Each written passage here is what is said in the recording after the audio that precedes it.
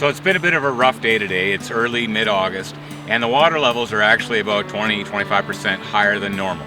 And the good news and the bad news is, well, first the bad news. Bad news, first cold overnight last night, early fall kind of hint. Every year mid-August you kind of get that cold front goes through, overnight temperatures drop down. You know, you're going 25, 30, 35 degrees during the day and kind of that 15, 20 above overnight. Well, that last cold front came through and it drove the temperatures down. It was 4 degrees overnight and, you know, not a lot happened. We had a brief hatch of green drakes as well as PMDs earlier in the day, and then the sun just came out, blazes, and shut down dry fly stuff. Now, the good news about the high water is that Mark tells us as we're floating down here, he's never seen water in this side channel.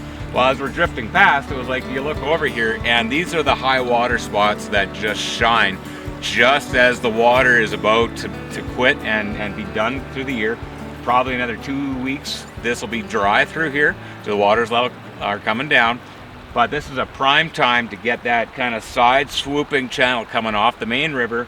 Beautiful gravel trough drop off right in front of me, and it's just a nice tapered gravel shelf and the fish are just lined up.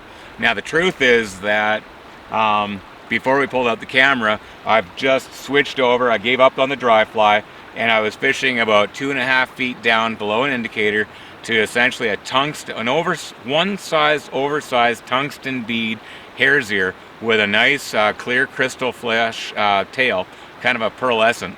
And I've already caught, what, 5 or 6 fish, whatever it is. So we're just gonna run through, it's just a dry fly line to a small indicator and 2.5 feet down. And the idea is cast it up on the tea color or the shallower water and let it drift through the choppy green shelf and just let it drift through the pool.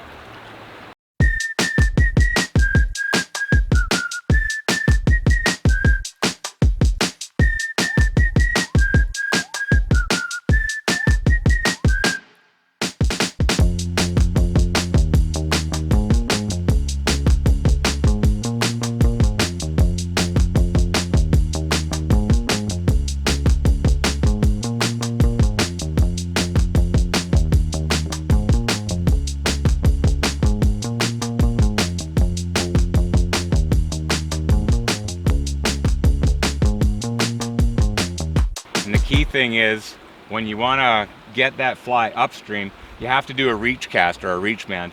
Aim across and then lower your rod tip upstream. That way everything's in line, if not have a little bit of your fly line above your indicator. That way that'll buy you time. Let that fly sink, keep your indicator dead drifting, free drifting, and then as it comes past you, right about here, you just do a little upstream mend and that'll buy you even more time. And then as that indicator goes past you, that's where you do the downstream mend. So as it goes past you, do the downstream mend. And that basically can buy you from the very top of the run where you cast on the shelving, shallow shelving riffle up, and you can upstream mend, buy yourself time, sink the nymph below the indicator, drag free.